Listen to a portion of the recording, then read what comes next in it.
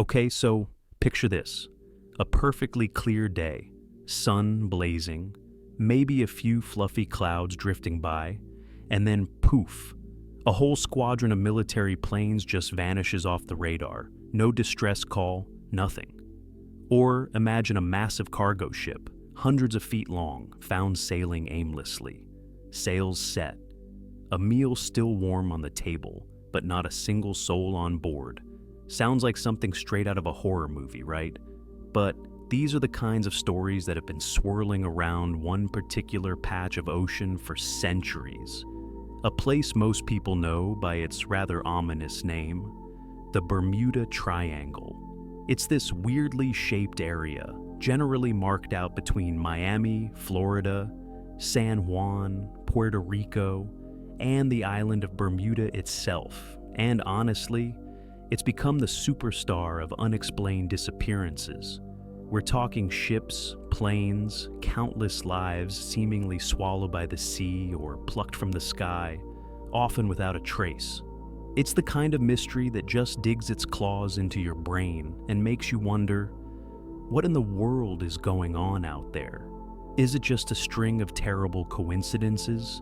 A patch of ocean with uniquely bad luck? Or is there something more to it? Something stranger? We're going to dive deep into this, peel back the layers of myth, mystery, and maybe even a bit of good old-fashioned seafaring paranoia to see what's really at the heart of the legend. From ancient mariners' tales to modern scientific scrutiny, we'll try to navigate these murky waters together. If you're already intrigued by the whispers of the deep and the eerie silence left behind, don't forget to like and subscribe so you won't miss the rest of this journey into one of the world's most enduring enigmas. Now, the whole idea of the Bermuda Triangle being this uniquely cursed spot isn't exactly new. People have been whispering about strange happenings in this general part of the Atlantic for ages, long before it got its catchy, spooky name.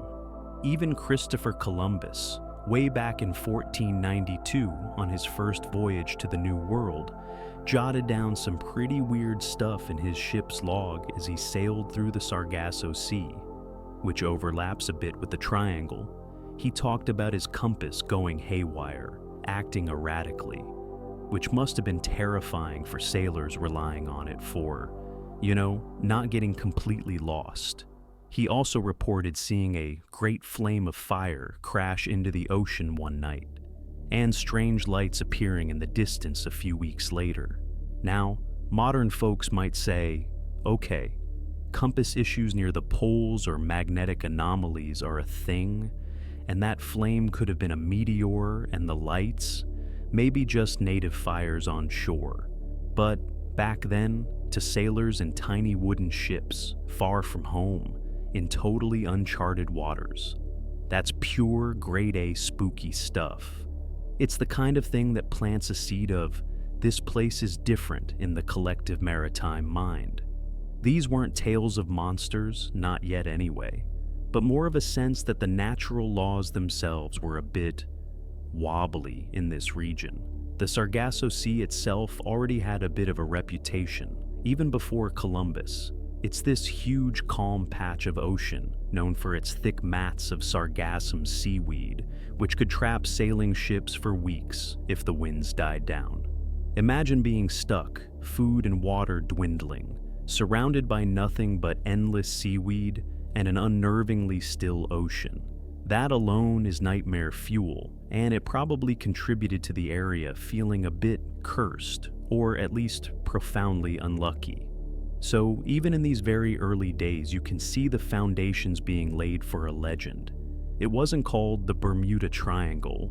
There were no aliens or time warps being blamed yet, but there was this undercurrent of weirdness, of inexplicable events that started to get associated with this slice of the Atlantic. It's like the ocean itself was trying to tell us something, or maybe just playing tricks on those who dared to cross it. And these early accounts, however you interpret them, kind of set the stage for everything that came later, building up this mystique layer by layer, tale by tale, until it became the legend we know today. It's fascinating how these things evolve, isn't it? From a worried navigator's log entry to a global phenomenon of mystery. We're just getting started, by the way. The real headline-grabbing stuff is still to come as we move into an era of more ships, more planes, and, well, more opportunities for things to go spectacularly wrong. Okay, so as the centuries rolled on, especially into the 1800s and early 1900s, global shipping really took off. More ships were crisscrossing the Atlantic, carrying everything from sugar and spices to people and vital wartime supplies. And naturally, with more traffic, you're gonna get more accidents, right? Storms, human error, mechanical failures. These are just sad, unavoidable parts of life at sea. But even against that backdrop of expected losses, some stories began to surface from this particular region that just felt off. They weren't your standard ship hit a reef in a squall kind of tales. We're talking about vessels found perfectly seaworthy, but completely abandoned, like the infamous Mary Celeste in 1872. Though, full disclosure, she was found way out in the Atlantic, closer to the Azores, not smack in the middle of what we now call the Bermuda Triangle. But her story, a ship under sail with no crew, definitely fanned the flames of ghost ship legends and added to this general atmosphere of maritime mysteries that the Triangle would later capitalize on. People love a good mystery, especially one with a spooky, unsolved ending. There are other, perhaps less famous, but equally puzzling, accounts from closer to the Triangle's eventual boundaries. For instance, there's the tale of the Ellen Austin in 1881. The story goes that she encountered another ship, a derelict, sailing along with no one aboard. The captain of the Ellen Austin supposedly put a prize crew on the derelict with the idea of sailing it to port and claiming salvage rights. But then, a storm separated the two ships. When the Ellen Austin found the derelict again, guess what? The prize crew was gone. Vanished. Some versions of the story even say they tried again with another prize crew, and they vanished too. Now, how much of that is embellished sea yarn passed down through the ages versus cold, hard fact is debatable, as historical records can be a bit sketchy or conflicting for some of these older incidents. But it's these kinds of stories that started to give the area a bit of a reputation, a whisper of something uncanny.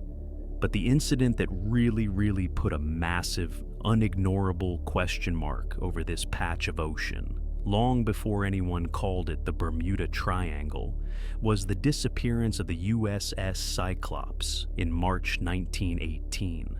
This wasn't some little sailing schooner. This was a monster of a ship, a U.S. Navy collier over 540 feet long, carrying more than 10,000 tons of manganese ore, crucial for steel production during World War I. She had 309 crew and passengers on board. The Cyclops left Barbados on March 4th, bound for Baltimore, and was last sighted in the general area we now associate with the Triangle. And then, nothing. Just silence. No SOS, no wreckage, no oil slicks, no bodies. It was, and still is, the single largest loss of life in U.S. naval history, not directly involving combat. Think about that. A massive, modern, for its time, naval vessel just evaporating. The search was extensive, but it turned up absolutely zero clues. President Woodrow Wilson himself said, "Only God and the sea know what happened to the great ship." Theories abounded, of course. Was it a German U-boat? The Navy investigated that thoroughly, but German records captured after the war showed no U-boat activity in that area at that time that could account for the Cyclops. Did she capsize in a sudden storm?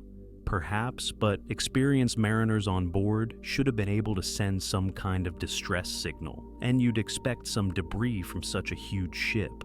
Did the heavy cargo of manganese ore shift, causing her to list and sink rapidly? That's a plausible theory, especially if she encountered rough seas. Manganese ore can absorb water and become almost like quicksand if not stowed properly. There were also whispers about her German-born captain, George W. Worley, and his alleged pro-German sympathies, leading to theories of mutiny, or even him scuttling the ship to aid the enemy. But again, no evidence. The Cyclops just became this huge, baffling void, a story that sailors and the public alike would puzzle over for decades. It was a stark reminder that even with all our advancements, the ocean could still swallow us whole, leaving no explanation behind. And incidents like this, so dramatic and so utterly unresolved, were like laying down the eerie foundation stones for the legend that would later be built on top of them, brick by mysterious brick. The name Bermuda Triangle hadn't been coined yet, but the unease was definitely brewing. So, the USS Cyclops vanishing act in 1918 was a massive shock, a real head-scratcher that lingered in the public consciousness. But the actual term Bermuda Triangle wouldn't pop up for quite a while yet. For decades, these were just individual, albeit very strange, maritime incidents. Fast forward through a couple more decades, past World War II, an era that saw incredible advancements in aviation and naval technology. You'd think with all this new tech, radar, better navigation, more powerful engines, mysterious disappearances would become a thing of the past, right? Well, not exactly. The event that truly, undeniably cemented the region's spooky reputation and arguably kickstarted the whole Bermuda Triangle phenomenon as we know, it was the disappearance of Flight 19. This one is the absolute cornerstone of the legend, the story everyone points to. It happened on December 5th, 1945, just a few months after the end of World War II.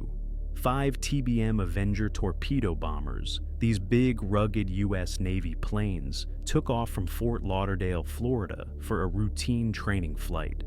It was navigation problem number 1, a fairly standard exercise. Fly east, then north, then back to base. A roughly triangular route, ironically enough. There were 14 airmen in total, led by an experienced flight instructor, Lieutenant Charles C. Taylor. Now, Taylor was experienced, but he had recently transferred to Fort Lauderdale and wasn't super familiar with the local area compared to his previous postings. The weather was clear when they took off, though it was forecast to get a bit rougher later in the day. For the first hour or so, everything seemed normal. Then, around an hour and a half into the flight, the control tower picked up a worried transmission.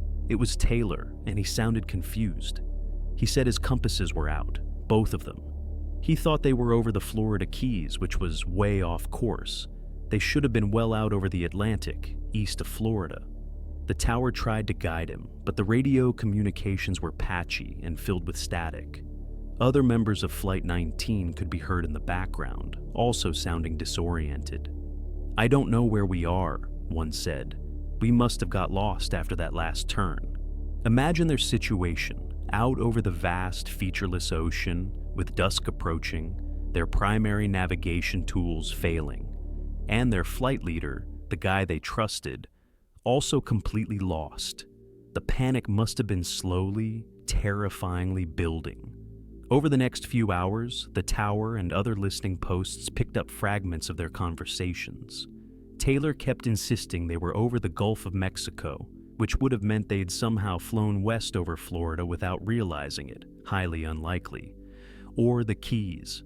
He seemed to have a fixed, incorrect idea of their location. At one point, another pilot in the flight, whose compass was apparently working, suggested they fly west. If they were east of Florida, as they should have been, flying west would take them to land. But Taylor, for reasons unknown, overruled him, apparently fearing they were already over the Gulf and flying west would take them further out to sea. He made comments like, "Both my compasses are out, and I am trying to find Fort Lauderdale, Florida.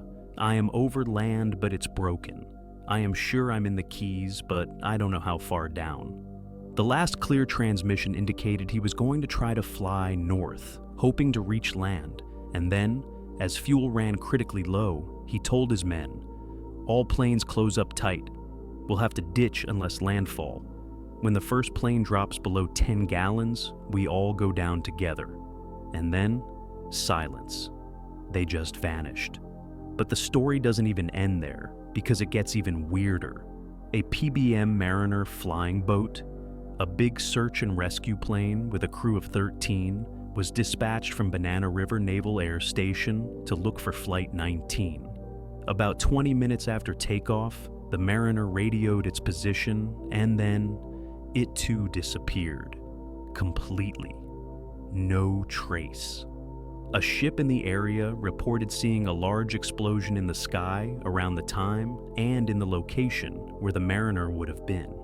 PBM Mariners were notoriously known as flying gas tanks because they carried so much fuel and had a reputation for fumes sometimes accumulating in the fuselage. So, a catastrophic mid-air explosion is a very strong possibility for the Mariner. But for Flight 19, 5 experienced pilots, 5 robust aircraft, all disappearing without a single piece of wreckage, no oil slick, no life rafts ever found, despite one of the largest air and sea searches ever mounted up to that point.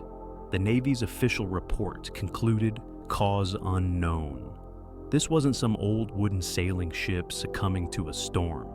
These were modern military aircraft flown by trained personnel, vanishing on a relatively clear day.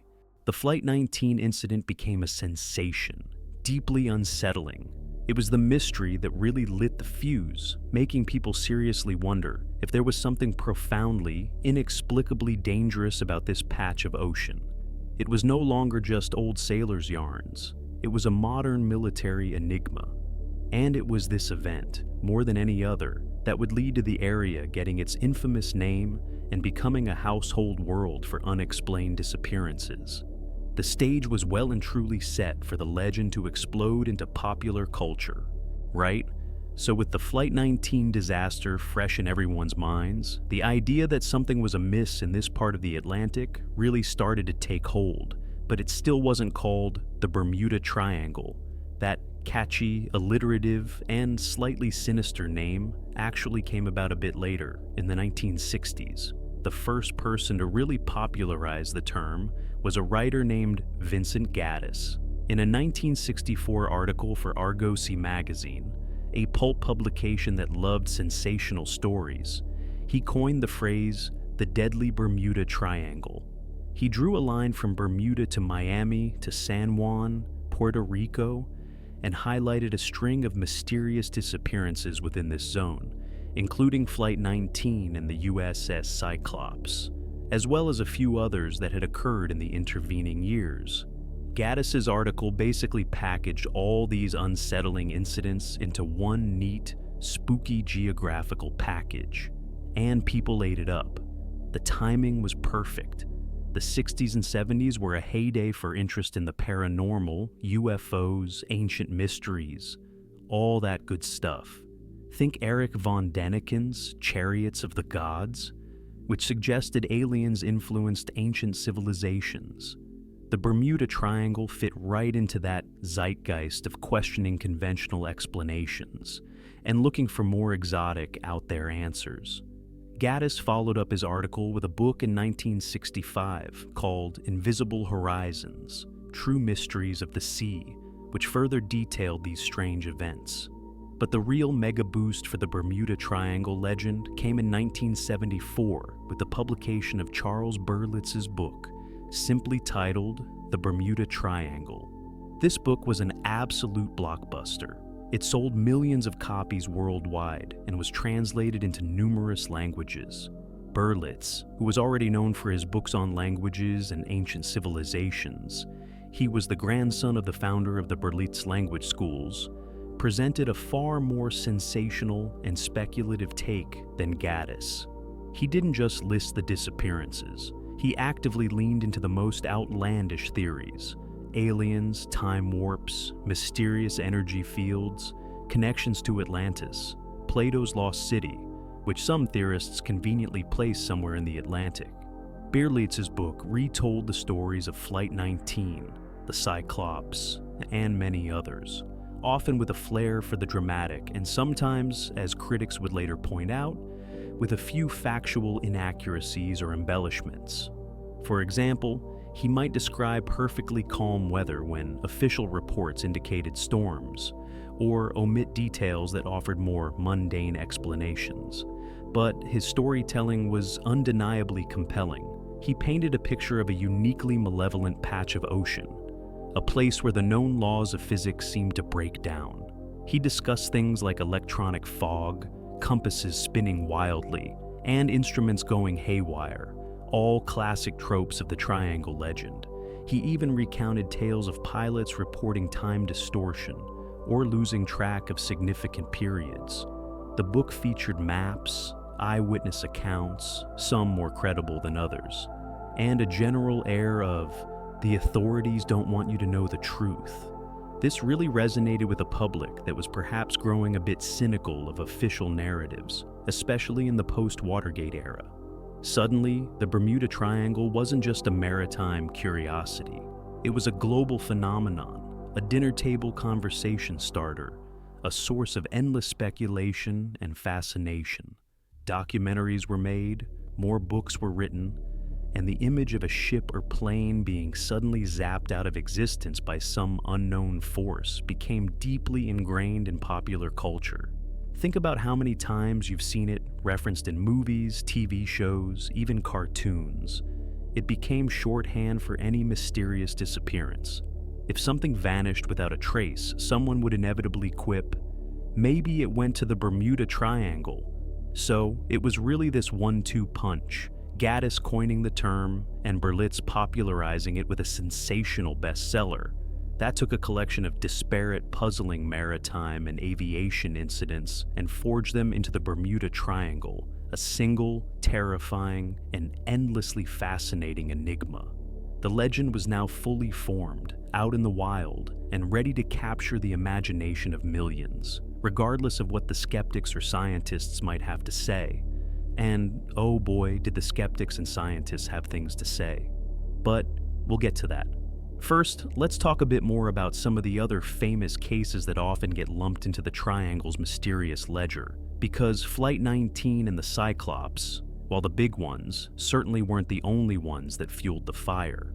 Okay, so beyond the headline grabbers like Flight 19 and the USS Cyclops, the Bermuda Triangle lore is packed with other unsettling tales that helped build its fearsome reputation.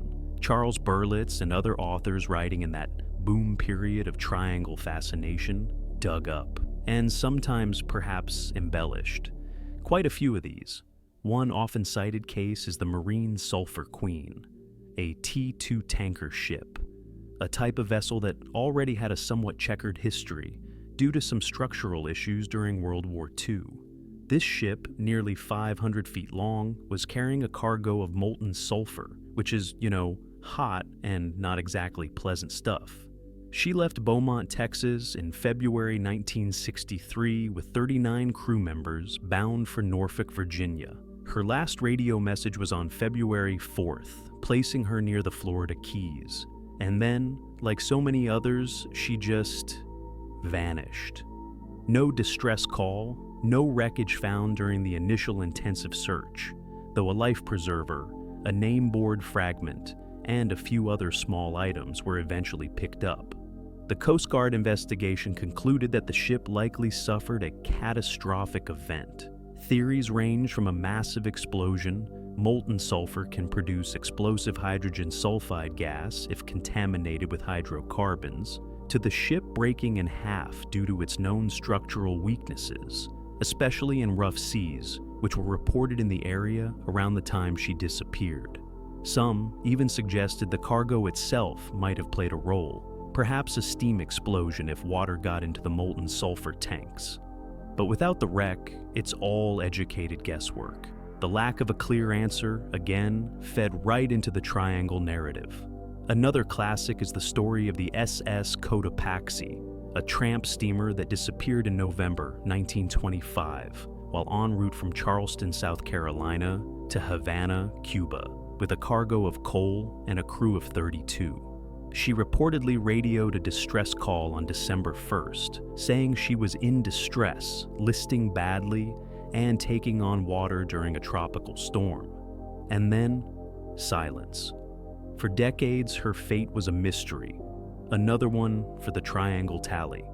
Interestingly, in 2020, marine biologists and underwater explorers actually claimed to have identified the wreck of the Cotopaxi, about 35 nautical miles off St. Augustine, Florida, which is within the general area of the Triangle. This was a pretty big deal, potentially solving one of the long-standing mysteries. But for many years, she was firmly on the list of vanished without a trace. Then there are the smaller, but no less puzzling aircraft disappearances. For instance, the Star Tiger and Star Ariel, two Tudor Ivory passenger aircraft operated by British South American Airways. The Star Tiger vanished in January 1948 on a flight from the Azores to Bermuda with 31 people on board. The weather was reportedly poor with strong winds. Despite a massive search, no trace was found. The official investigation was baffled, concluding that what happened in this case will never be known, and the fate of Star Tiger must remain an unsolved mystery. Less than a year later, in January 1949, the Star Ariel disappeared on a flight from Bermuda to Kingston, Jamaica, with 20 people.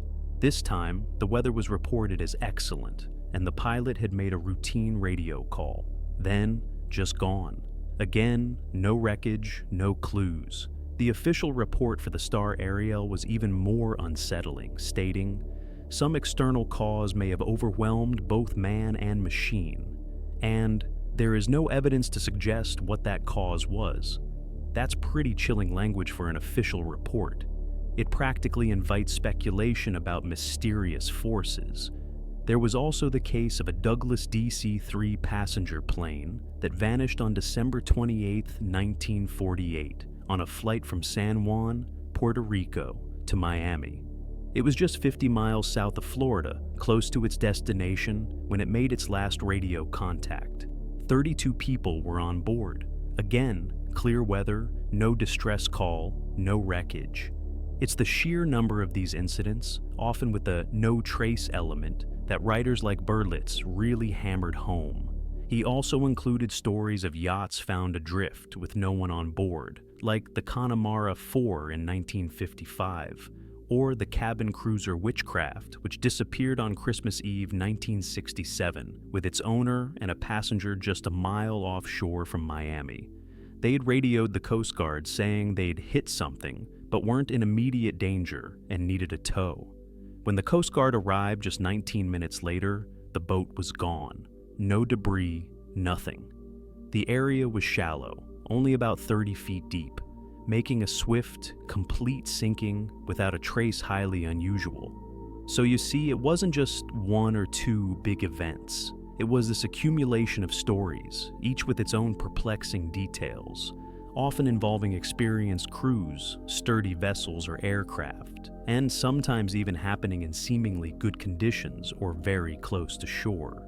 So, with all these stories piling up, the Cyclops, Flight 19, the Starliners, the Marine Sulphur Queen, little pleasure crafts vanishing practically in sight of land, it's no wonder people started scratching their heads and asking, what in the seven seas is actually going on out there?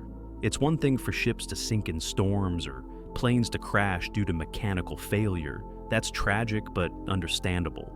But when they disappear without a trace, often in good weather with no SOS calls, well, that's when human imagination really kicks into high gear. And boy, did it ever with the Bermuda Triangle. The explanations people came up with range from the vaguely plausible to the utterly bonkers. And honestly, the bonkers ones were often the most popular, especially in the heyday of the triangle craze. Charles Berlitz, in particular, wasn't shy about throwing out some pretty wild ideas in his blockbuster book. One of the biggest, most enduring theories, and one that taps right into that 60s and 70s fascination with the unknown, was aliens. Yep, good old extraterrestrials. The idea was that UFOs were particularly active in the Bermuda Triangle, perhaps using it as a sort of intergalactic pit stop, or even a hunting ground, snatching up ships and planes for study, or maybe just because they could. Think about it. If a super advanced alien craft wanted to abduct a vessel, they could probably do it pretty cleanly, leaving no evidence. Some stories even tried to link alleged UFO sightings in the area with nearby disappearances. It's a convenient explanation because it covers all the bases: why the disappearances are so sudden, why there's no wreckage, and why there are no survivors to tell the tale. Plus, it's just inherently cool and mysterious, right? Who doesn't love a good alien abduction story? Then there was the whole Atlantis connection. This was another one Berlitz pushed hard. The legendary lost city of Atlantis, described by Plato, was said to have sunk beneath the waves in a cataclysm. Many theorists, including the famous psychic Edgar Cayce, had predicted that remnants of Atlantis would be found, particularly around the Bimini area in the Bahamas, which is right in the triangle. Cayce spoke of powerful energy crystals that the Atlanteans supposedly used, and the theory went that these crystals, still active on the seabed, might be malfunctioning, sending out destructive energy beams or creating navigational chaos that could doom ships and planes. In the late 1960s, a feature known as the Bimini Road or Bimini Wall was discovered, a submerged pavement-like rock formation. To the true believers, this was proof positive of Atlantean ruins. Geologists, for the most part, identified it as a natural beach rock formation, but that didn't stop the Atlantis theories from flourishing. Imagine ancient super technology gone haywire, zapping unsuspecting vessels from below. It's like a science fiction movie plot. And if aliens and ancient super civilizations weren't enough, how about time warps or portals to another dimension? This theory suggested that the Bermuda Triangle might be a place where the fabric of space-time is unusually thin or distorted, allowing ships and planes to accidentally slip through into other times or even entirely different universes. This would explain the complete lack of wreckage. They haven't crashed, they've just relocated in a very permanent and unsettling way. Some pilots had reported bizarre experiences like electronic fog, a strange, dense, swirling cloud that seemed to engulf their aircraft, causing instruments to go crazy and sometimes even a sensation of lost time. Could these be gateways to somewhere else? Again, it's a theory that neatly explains the vanishing aspect. No debris, no bodies, just gone. It's the ultimate disappearing act. These kinds of explanations, while totally lacking in scientific evidence, were incredibly appealing because they offered a sense of wonder and a grand, overarching mystery. They suggested that there are still vast, powerful forces in the world that we don't understand, which is both terrifying and thrilling. It's much more exciting to think your loved one was zapped by an Atlantean death ray or abducted by a UFO than to think they simply drowned after their boat capsized in a sudden squall. These theories turned the Bermuda Triangle into a modern myth, a place where the rules of our mundane world didn't apply. And while scientists and skeptics were starting to roll their eyes and offer more down-to-earth explanations, these sensational ideas had already taken root deep in the public imagination. It was like the triangle became a canvas onto which people could project their fascination with the unknown, the paranormal, and the just plain weird. And let's be honest, who doesn't enjoy a bit of weirdness now and then, especially when it comes with such a dramatic, salty backdrop? Beyond these really out-there theories, some tried to find slightly more grounded, but still unusual explanations. There was talk of secret government experiments gone wrong, perhaps new types of weapons being tested that inadvertently brought down civilian craft, or maybe even some kind of advanced unknown natural phenomenon that science just hadn't caught up with yet.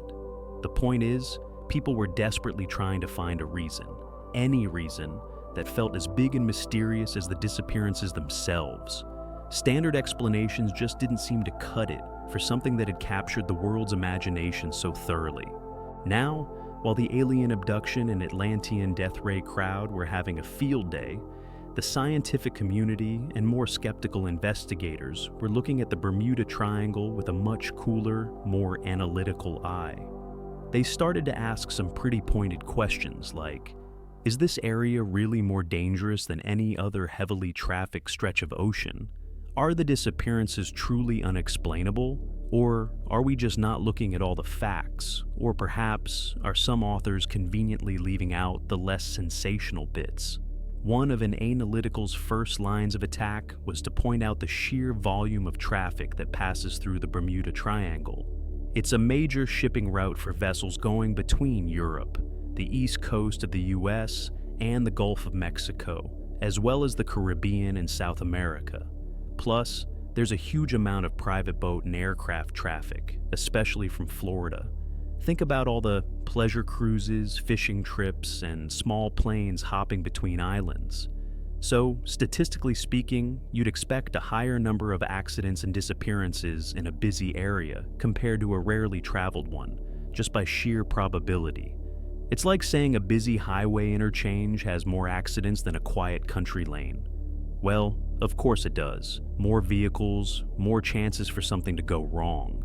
Skeptics argued that proponents of the triangle mystery often failed to adequately contextualize the number of losses against the total traffic volume.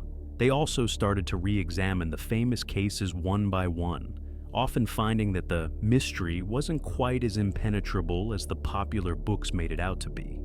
Take Flight 19, for example. While undoubtedly tragic and puzzling, later investigations highlighted several contributing factors that Berlitz and others downplayed.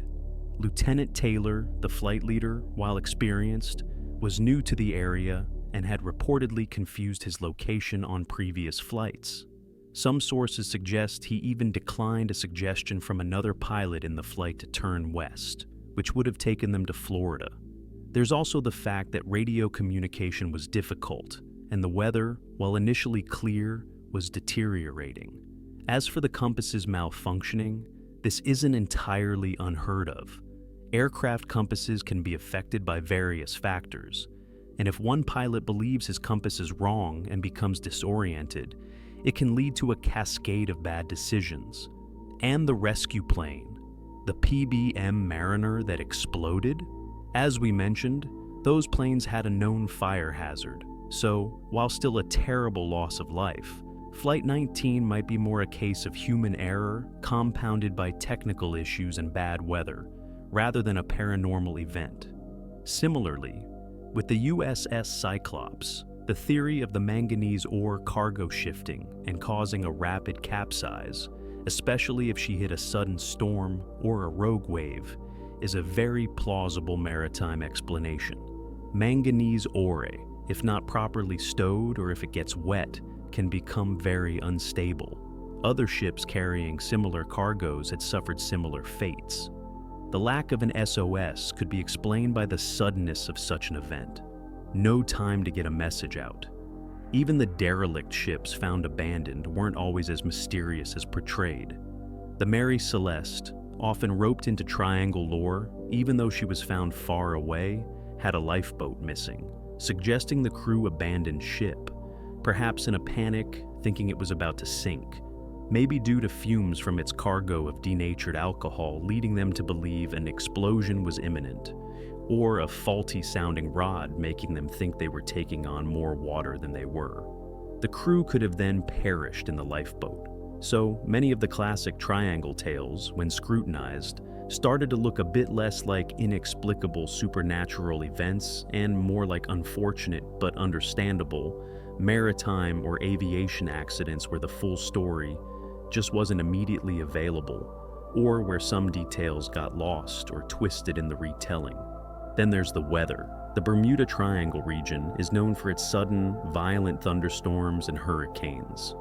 The Gulf Stream, a powerful ocean current, also flows through it, which can create challenging sea conditions and quickly disperse any wreckage. Imagine a small boat caught in an unexpected squall, or a plane flying into a rapidly developing thunderhead.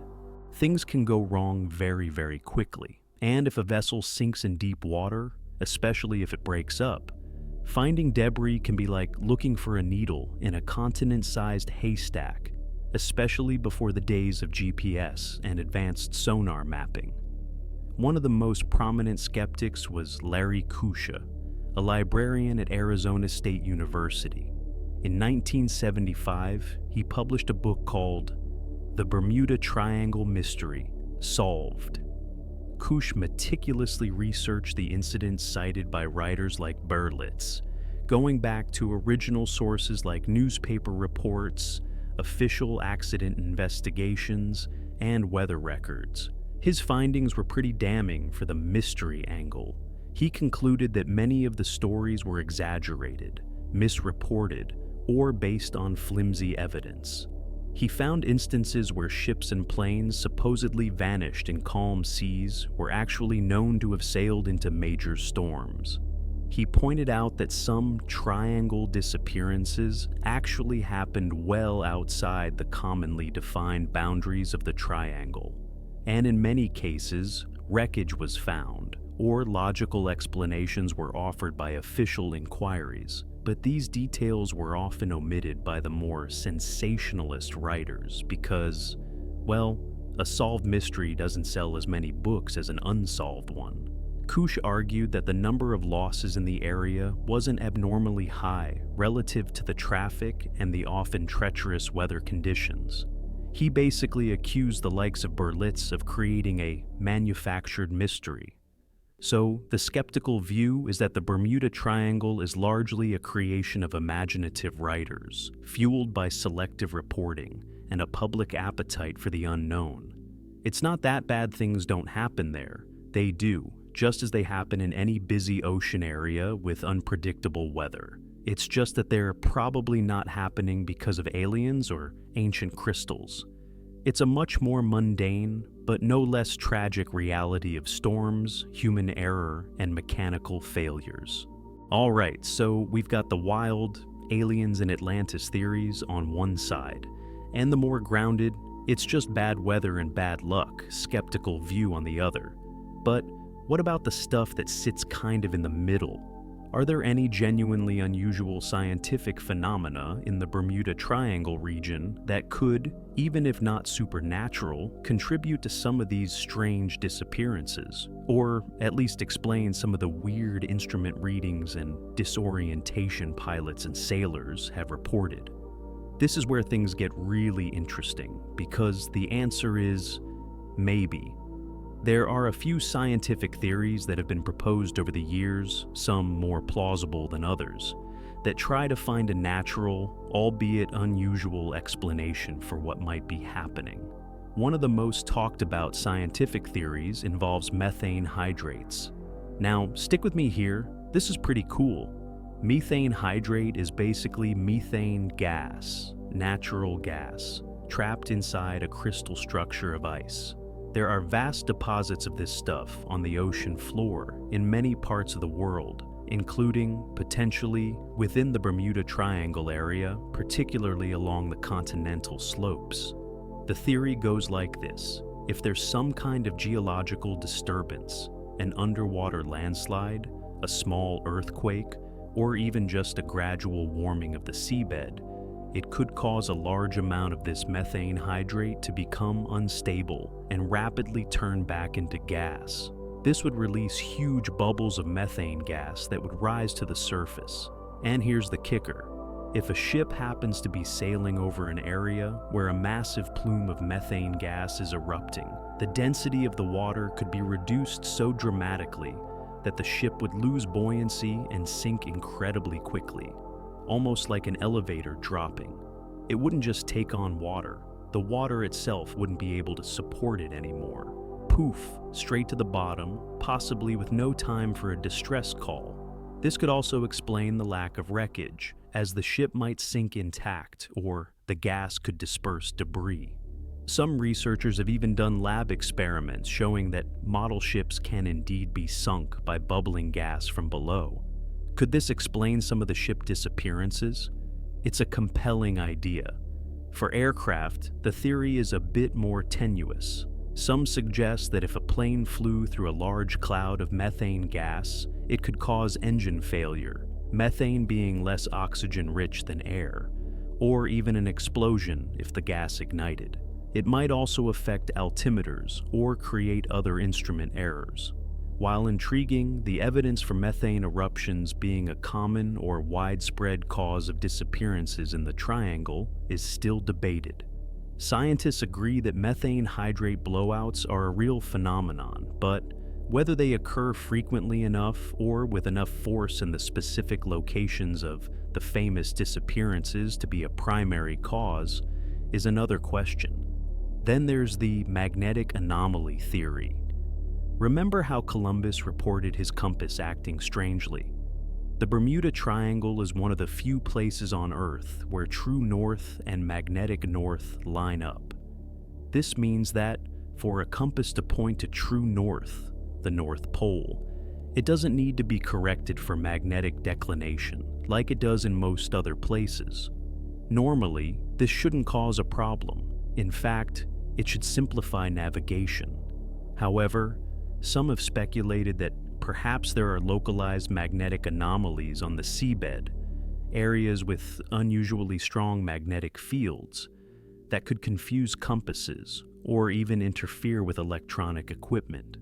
If a ship or plane relied heavily on magnetic compasses and hit one of these hot spots, they could be thrown significantly off course without realizing it until it was too late.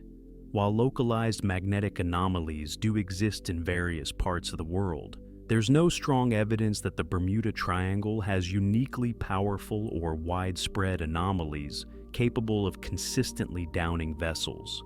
Modern navigation systems also rely much less on simple magnetic compasses than older ones did, using GPS and inertial navigation systems that are largely immune to such disturbances.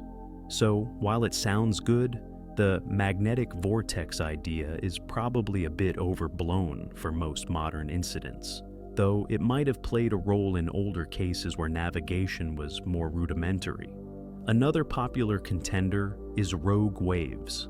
For a long time, rogue waves, exceptionally large, unexpected, and suddenly appearing surface waves, were considered maritime myth, a bit like sea monsters.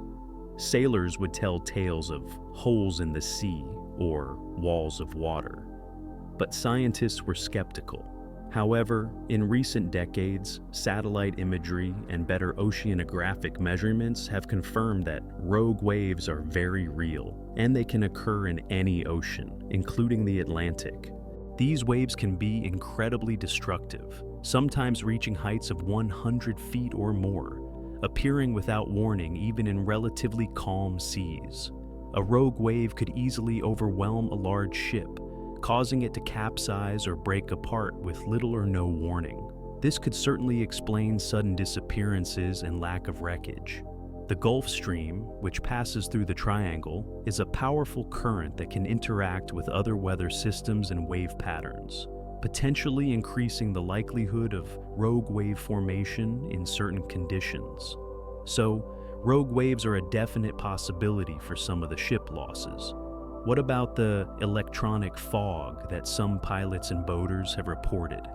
This is a trickier one. Some have speculated about weird atmospheric conditions, perhaps involving intense electrical activity or unusual concentrations of charged particles that could interfere with radios and electronics and even cause visual distortions. There's not a lot of hard science to back this up as a unique triangle phenomenon, but severe weather systems like thunderstorms can certainly create a lot of electrical interference and disorienting visual conditions. It's also possible that some of these reports are colored by the power of suggestion. If you're flying in an area famous for weirdness and your radio crackles, you might be more inclined to attribute it to something mysterious than if you were flying over Kansas. So, while science hasn't found a single, definitive smoking gun that explains all Bermuda Triangle mysteries, because, as the skeptics point out, there probably isn't a single mystery to explain, it does offer some plausible natural explanations for some of the phenomena reported. Methane gas, rogue waves, and even just the known, potent treachery of ocean weather and currents could account for many of the tragedies, especially when combined with human error or mechanical failure. These explanations might not be as thrilling as aliens or time warps, but they have the advantage of being grounded in the observable world. The truth is often less sensational than fiction, but no less important to understand. So, we've explored the wild theories, the skeptical debunkings, and the more plausible scientific explanations. But where does that leave us with the Bermuda Triangle today? Is it still considered a uniquely dangerous place? What does modern data tell us?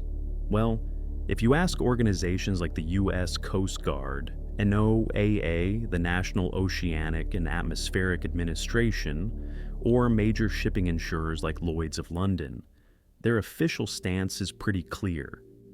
The Bermuda Triangle is not considered a statistically more dangerous area for ships or planes than any other comparable region of the ocean with similar levels of traffic and weather patterns. They don't recognize it as a specific geographic area with a higher risk profile. The Coast Guard, for instance, gets countless distress calls every year from all over. And they've stated that the incidents within the Triangle area don't seem disproportionate or more mysterious than those elsewhere once you account for the volume of activity. They attribute losses primarily to the known hazards of the sea, severe weather, equipment failure, and human error. In fact, the Worldwide Fund for Nature, WWF, did a study in 2013 identifying the most dangerous shipping waters globally based on accident numbers. The Bermuda Triangle didn't even make their top 10 list. Areas like the South China Sea, the Mediterranean, and the North Sea actually saw more incidents. This doesn't mean bad things don't happen in the Triangle. They absolutely do. It's a vast expanse of ocean, prone to hurricanes and sudden squalls, with the powerful Gulf Stream current running through it. It's also incredibly deep in places, like the Puerto Rico Trench, which is the deepest point in the Atlantic Ocean, over 27,000 feet deep. If something sinks there, finding it is an immense challenge. So, tragedies will occur. But the key point from a modern, data-driven perspective is that there's no compelling statistical evidence to suggest these tragedies happen more frequently or more inexplicably within the Triangle's boundaries than they do in other busy, environmentally challenging ocean regions. The U.S. Board on Geographic Names doesn't even recognize Bermuda Triangle as an official name and doesn't maintain an official file on it. To them, it's a popular fiction, not a geographical or navigational reality they need to specifically address. Modern technology has also played a huge role in demystifying the area, or at least in reducing actual losses. We have much better weather forecasting now. Satellites can track hurricanes with incredible accuracy, giving ships and planes ample warning to avoid them. GPS provides pinpoint navigation, making it much harder to get truly lost in the way Flight 19 supposedly did. Emergency position, indicating radio beacons, EPIRBs on boats, and emergency locator transmitters, ELTs, on aircraft automatically signal distress and location if a vessel sinks or a plane crashes, vastly improving search and rescue efforts. While these systems aren't foolproof and don't always guarantee recovery, especially if a vessel sinks very rapidly in deep water or if the beacon is damaged, they have undoubtedly saved countless lives and helped locate wreckage that might have remained lost in earlier eras. Think about it. If Flight 19 had modern EPIRBs, even if they crashed, their location would likely have been pinpointed very quickly. The vanished without a trace element becomes much harder to achieve with today's tech. Furthermore, investigation techniques for accidents are far more advanced. Black boxes, cockpit voice recorders, and flight data recorders provide invaluable information about what happened in the final moments of a flight. Sonar technology can map the seabed in incredible detail, helping to locate wrecks. So, when an incident does occur today, investigators usually have a much better chance of figuring out what went wrong, leaving less room for spooky speculation.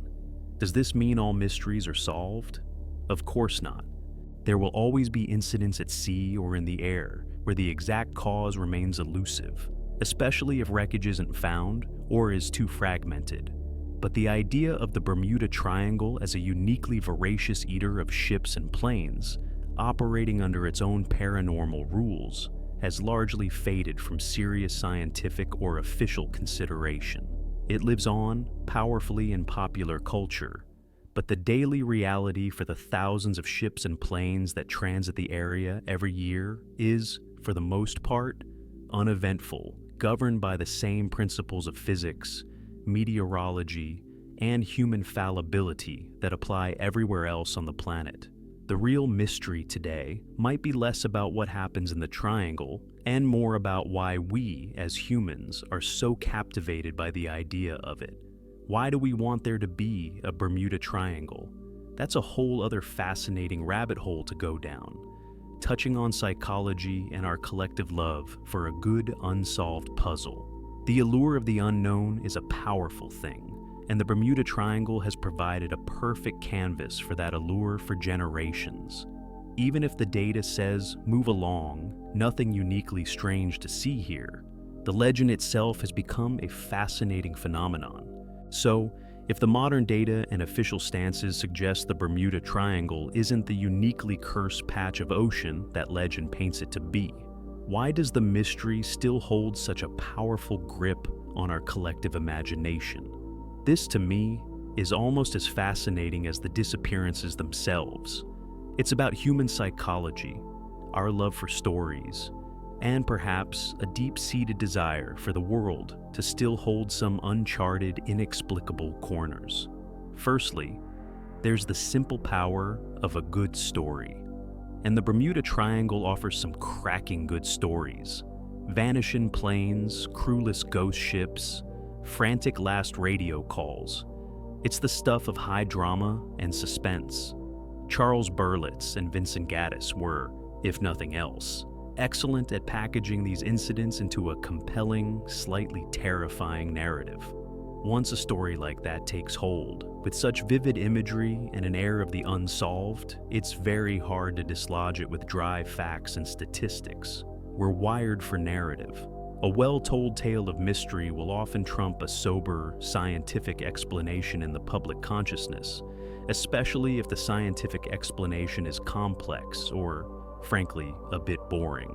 Sunk in a Storm just doesn't have the same cachet as Swallowed by a Time Warp. Then there's our inherent fascination with the unknown. Even in our hyper-connected, GPS-tracked, satellite-imaged world, there's a part of us that yearns for mystery, for the idea that there are still things beyond our comprehension. The Bermuda Triangle serves as a perfect repository for this yearning. It's a geographical blank spot on our mental map, where the weird can happen, where the rules might be different. In an age where so much is explained and cataloged, the idea of an enduring enigma like the Triangle can be almost comforting, a reminder that the universe still has a few tricks up its sleeve. It taps into that same human curiosity that drove ancient explorers to sail off the edge of their known world, wondering what monsters or wonders lay beyond.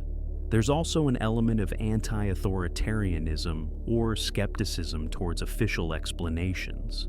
For some, the Bermuda Triangle narrative, especially the versions that hint at cover-ups or inexplicable forces that they don't want us to know about, appeals to a desire to question the mainstream and believe in hidden truths.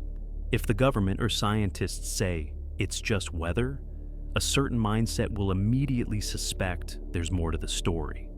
This isn't necessarily a bad thing. Skepticism can be healthy.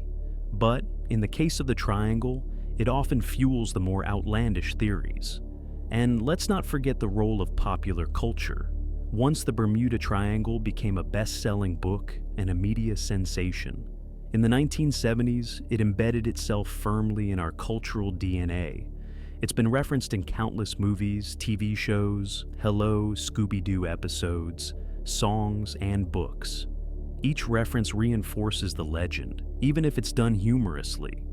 For generations now, people have grown up knowing about the Bermuda Triangle as that spooky place where things disappear. It becomes a kind of cultural shorthand, a shared piece of folklore. It's like talking about vampires or Bigfoot. Even if you don't literally believe they exist, you know the stories, you understand the concept. The triangle has achieved that kind of iconic status. Moreover, the ocean itself is inherently mysterious and a bit frightening to us land-dwelling creatures. It's vast, deep, powerful, and largely unexplored. Even with all our technology, we know more about the surface of the moon than we do about the deepest parts of our oceans. This inherent otherness of the marine environment makes it a plausible setting for strange events.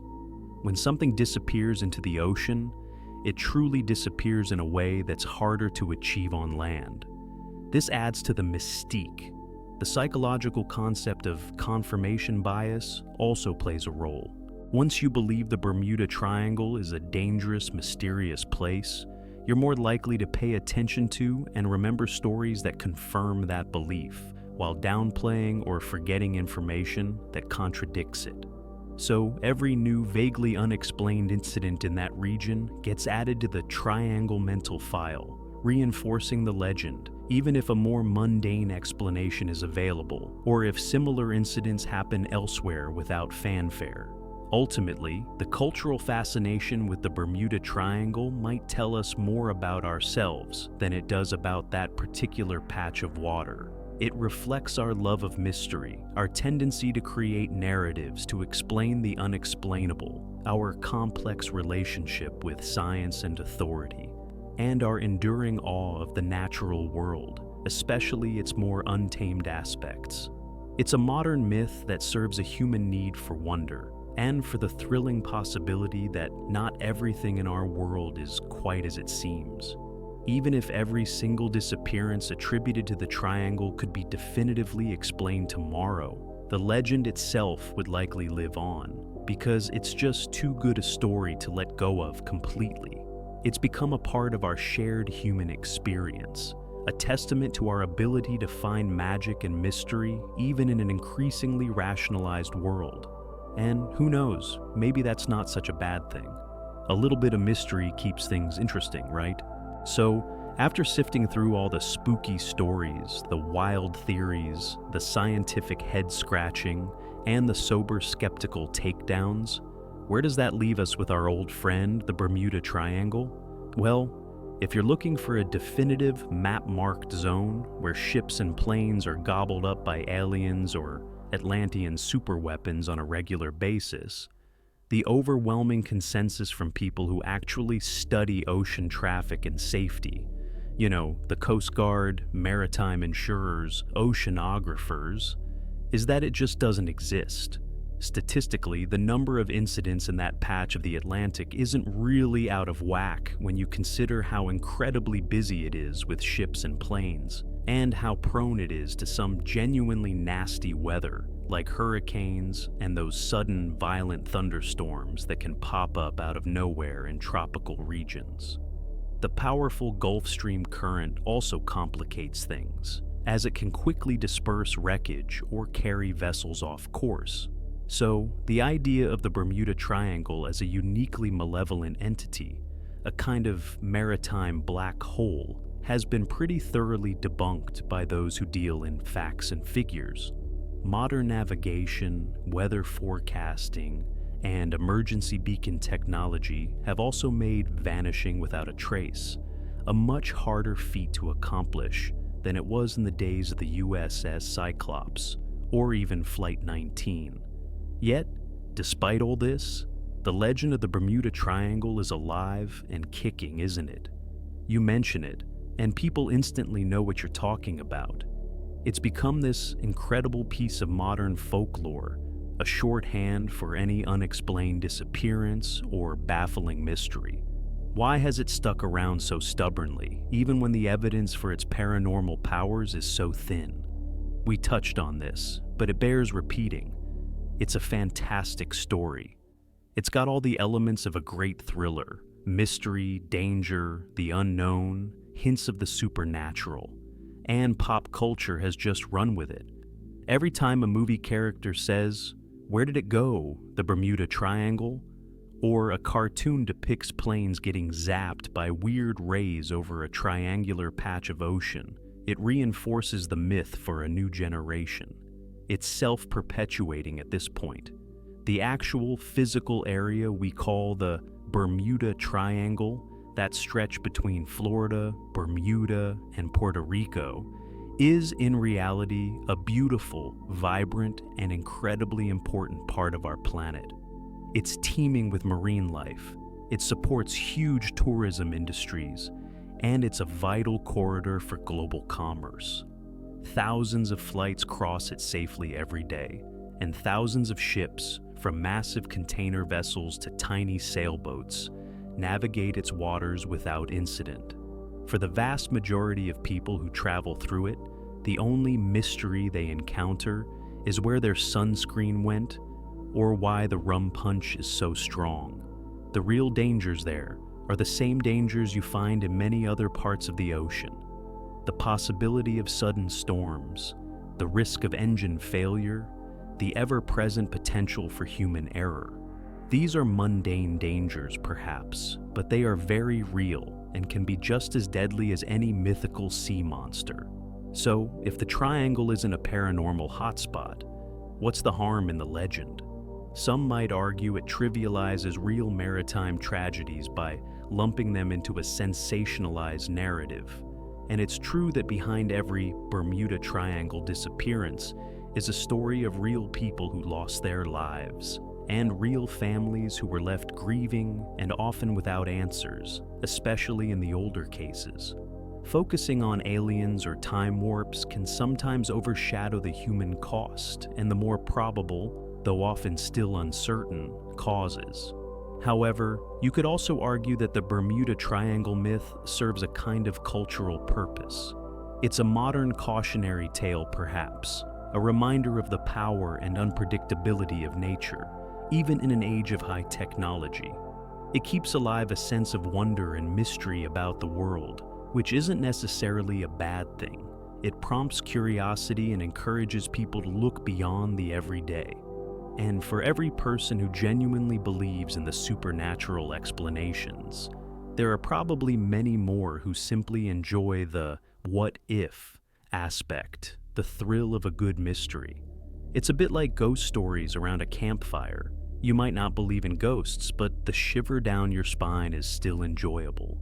The few cases that remain genuinely puzzling, like the complete disappearance of the Cyclops without a single piece of confirmed wreckage ever found, or the exact sequence of events for Flight 19 before they ran out of fuel, owe their enduring mystery more to the limitations of historical record-keeping and search technology of their time than to any paranormal interference. If the Cyclops vanished today with modern EPIRBS and satellite tracking, its fate would almost certainly be known. So, the Bermuda Triangle, in a way, has become more of a concept than a place, a symbol of the unexplained. And as long as humans are curious and love a good story, that concept is likely to endure, regardless of what the scientific data says. It's a testament to our storytelling nature, our ability to weave compelling narratives from the threads of the unknown. And in a world that sometimes feels too mapped out and predictable, maybe we need a few corners where the "Here be dragons" sign, even if only metaphorically, still feels like it could be true. And what a concept it's become, right? The Bermuda Triangle is practically a celebrity in the world of unexplained mysteries. Think about it. How many other geographical locations have their own distinct brand of spooky?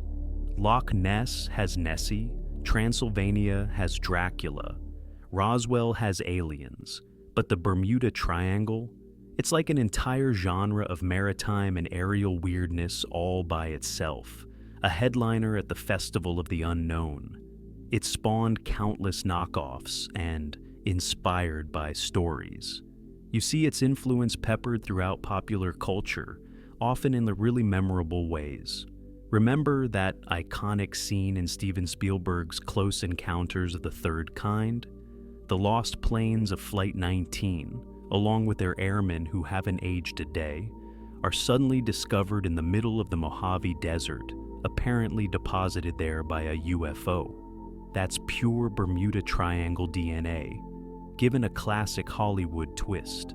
Even before Charles Berlitz's book sent the legend into overdrive in the 70s, there were B-movies and pulp adventure stories in the 50s and 60s that would hint at strange, monstrous forces or lost civilizations in that part of the Atlantic, often involving giant squids, prehistoric creatures, or malevolent seaweed.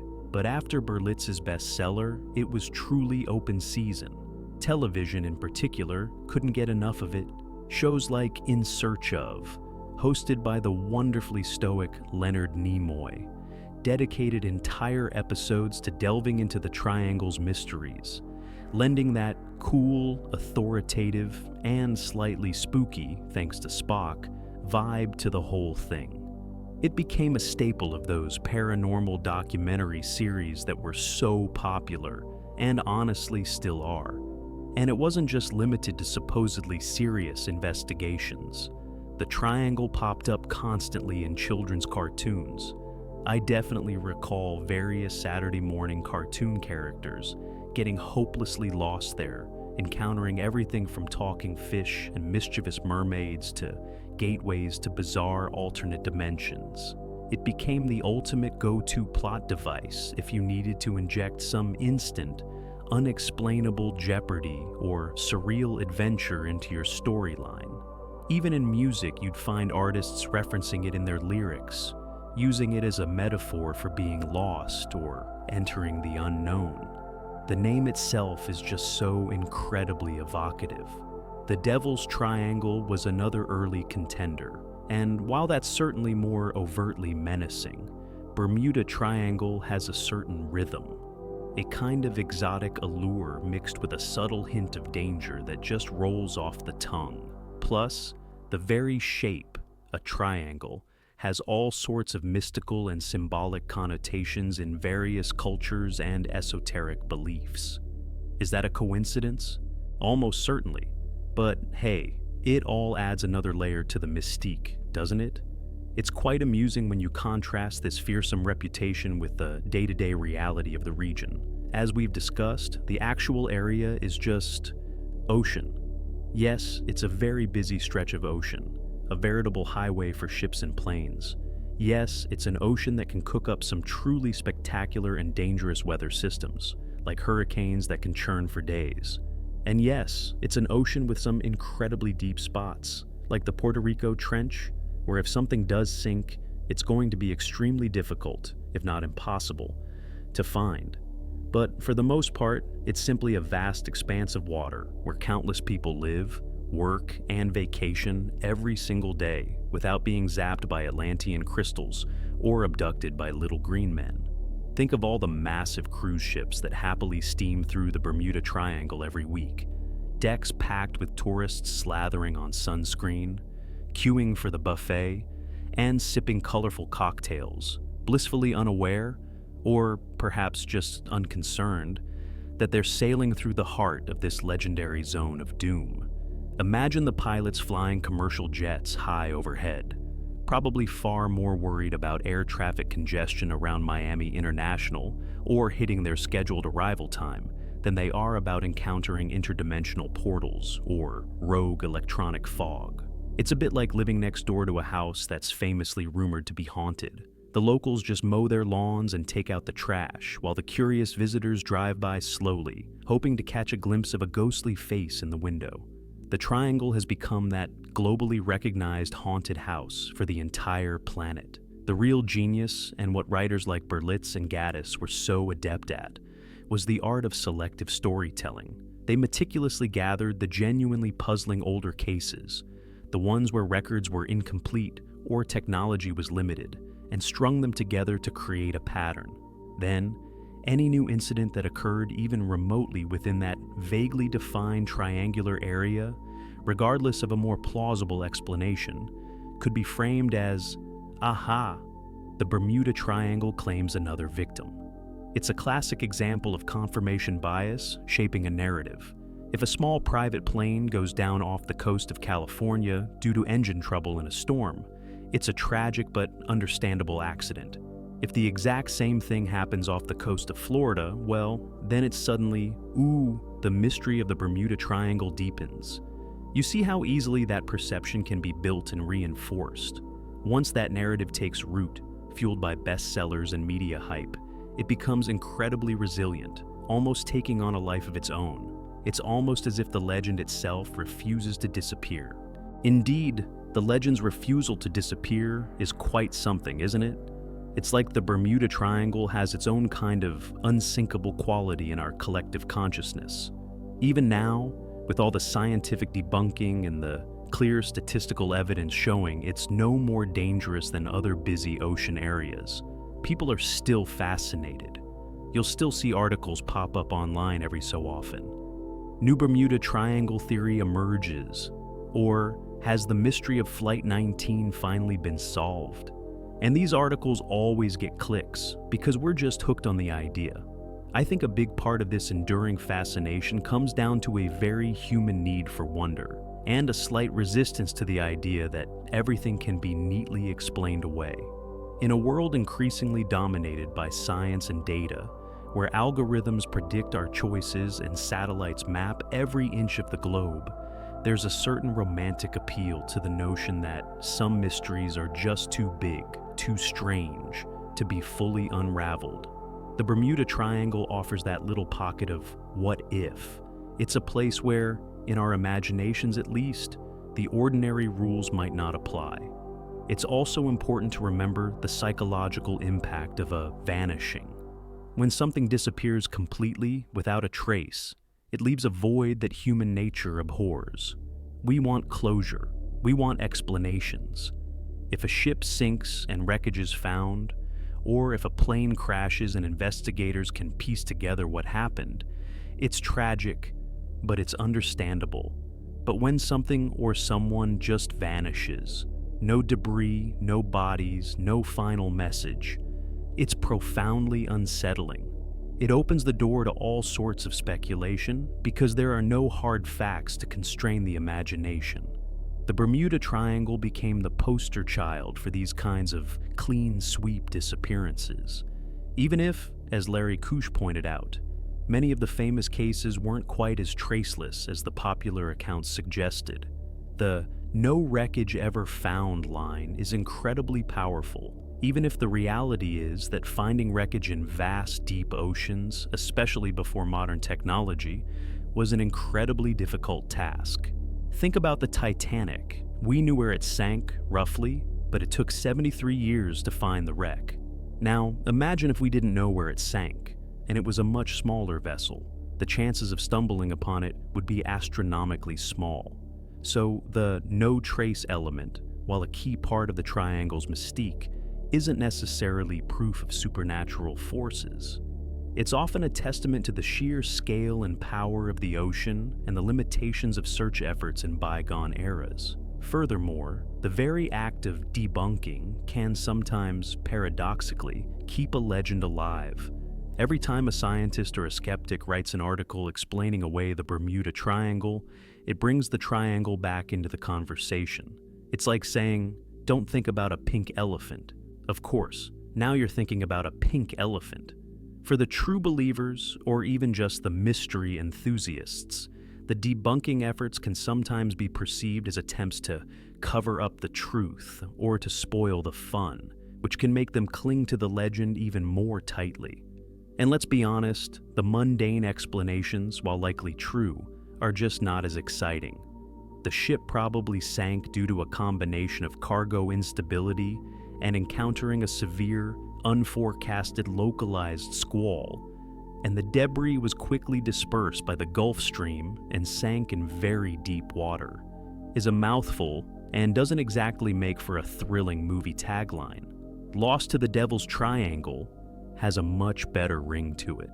So, what's the final verdict from our little coffee chat about this infamous patch of water? I think it's this.